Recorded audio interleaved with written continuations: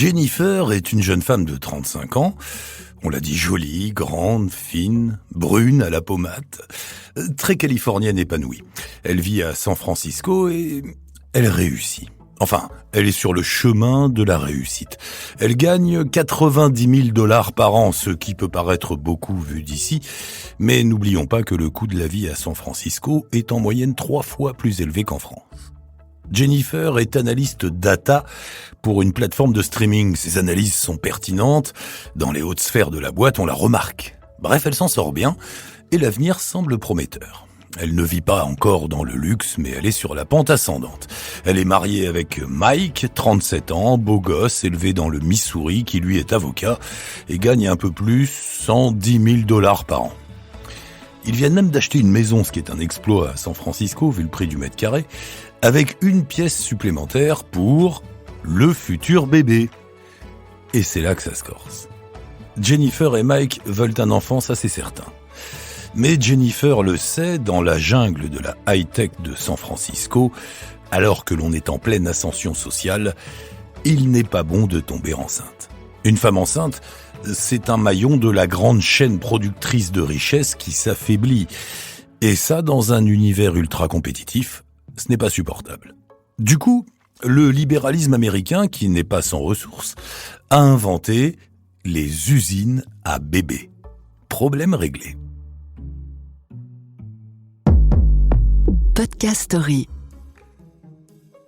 Bon, j'exagère un peu, les usines à bébés n'ont pas été pensées pour toutes les Jennifer qui ne veulent pas tomber enceintes pour ne pas freiner leur carrière, mais aussi pour les personnes infertiles et les couples homosexuels découragés par la lourdeur et la lenteur du processus d'adoption.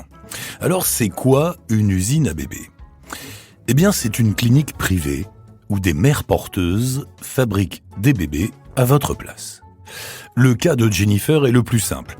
On lui prend un de ses ovules, on prend des spermatozoïdes de Mike, on féconde l'ovule et on le place dans le ventre d'une mère porteuse qui séjourne à la clinique. La mère porteuse a été choisie par le couple dans un catalogue proposant tous les modèles de mamans disponibles.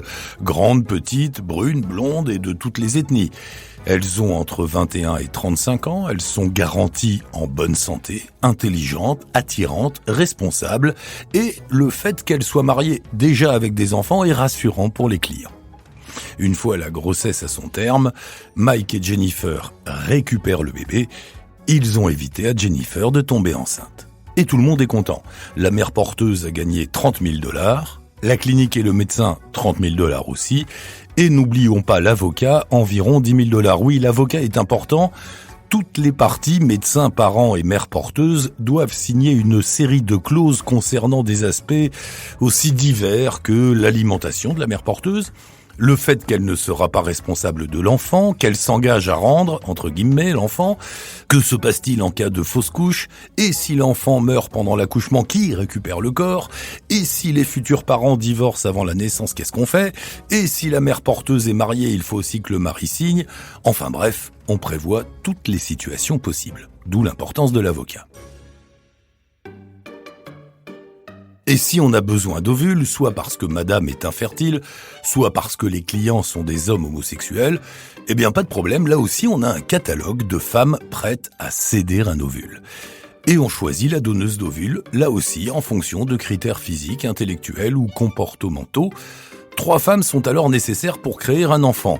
Il y a la mère porteuse qui sera enceinte, la donneuse d'ovules et la 3e mère, celle qui in fine élèvera l'enfant et sera sa mère légale, on l'appelle la mère d'intention. La donneuse d'ovules touche entre 6 et 10 000 $. En tout, un bébé sorti d'usine vous coûtera entre 100 et 150 000 $, environ 135 000 €. Et ça marche ?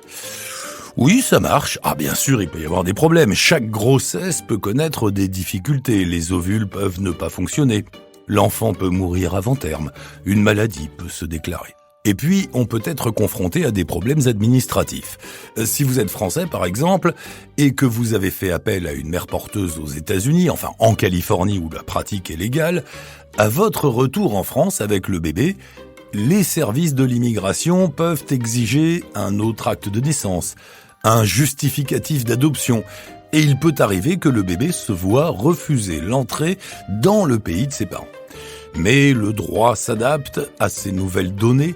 La Cour européenne des droits de l'homme a ainsi condamné la France pour avoir refusé de reconnaître le père biologique d'un enfant né d'une mère porteuse aux États-Unis. Malgré tous ces risques, les clients sont de plus en plus nombreux. Le marché des bébés pèserait 4 milliards de dollars aux États-Unis. Et l'affaire ne tourne pas que dans certains États américains. Le business se développe en Inde, au Mexique, aux Pays-Bas, en Grèce, au Canada. La Thaïlande a longtemps autorisé le marché, le pays était même à la pointe, mais une série de scandales ont poussé les autorités à interdire la pratique. Par exemple, il y a eu cette histoire sordide à Bangkok. La police a trouvé dans un immeuble une dizaine de femmes enceintes d'un même homme, un Japonais qui voulait avoir le plus d'enfants possible pour, disait-il, fabriquer un empire commercial. Aujourd'hui, les Thaïlandais vont de nouveau légaliser la GPA ouverte aux étrangers, mais ils promettent un meilleur encadrement juridique. On peut reconnaître aux Américains de pratiquer la chose, disons, à l'américaine, sans tabou ni complexe. Les cliniques affichent clairement la couleur, des publicités vantent leur mérite librement, comme les annonces alléchantes qui se multiplient pour trouver des mères porteuses et des donneuses d'ovules.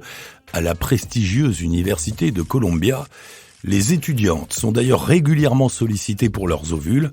Une future diplômée de Columbia, grande, plus d'1m75 et mince, c'est bien vendeur dans le catalogue.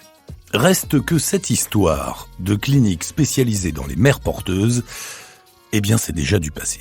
Oui, car voici qu'arrivent les véritables usines à bébés. La révolution, c'est l'utérus artificiel, qui permet l'externalisation complète de la reproduction humaine. Le bébé est fabriqué en dehors du ventre de la mère. La science appelle ça l'ectogénèse. Imaginez un bocal, rempli de liquide amniotique de synthèse, dans lequel baigne le fœtus relié à un cordon synthétique pour son alimentation, et un système de recyclage du liquide permet de le purifier en évacuant les déchets. De la science-fiction ? Pas vraiment. Les chercheurs américains sont parvenus à faire vivre 2 agneaux dans des utérus artificiels qui n'étaient pas pour le coup des bocaux mais des sacs en plastique transparents. Les agneaux ont été placés dans ces biosacs après une gestation d'environ 110 jours dans le ventre de la brebis. Et ça a marché. L'idée est donc de tenter l'expérience sur des humains, des bébés prématurés de 22 à 23 semaines, entre 5 et 6 mois. L'argument des chercheurs, c'est de pouvoir sauver chaque année des milliers d'enfants prématurés. Après, on en fera un business. Ça ressemblera à quoi ? Allez, un peu d'imagination. Dans l'usine, des centaines de bocaux sont alignés. La croissance des fœtus est surveillée par une intelligence artificielle qui dose les aliments, les vitamines, les protéines. Les parents peuvent venir voir l'évolution de l'enfant. On peut même prévoir des bocaux transportables que l'on pourrait installer chez soi dans la chambre des parents ou dans celle du bébé à naître. Les avantages développés par les experts du marketing ? Premier avantage, la mère évite les risques et les désavantages de la grossesse. Deuxième avantage, le corollaire du premier, l'égalité homme-femme fait un immense pas en avant puisque les femmes ne sont plus génitrices.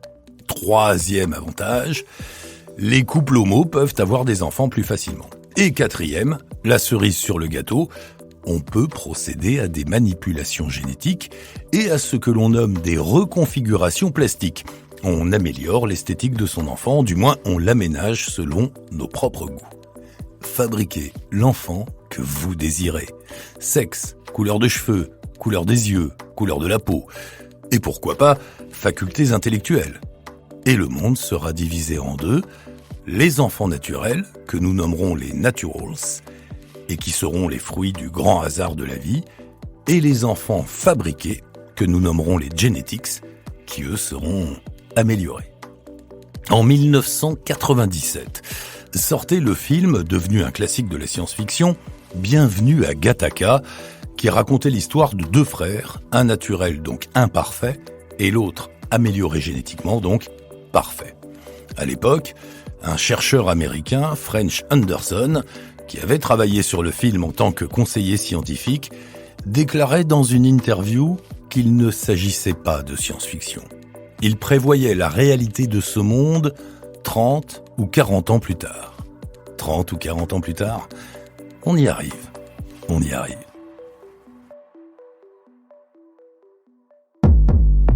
Podcast Story. On a tous une histoire à écouter.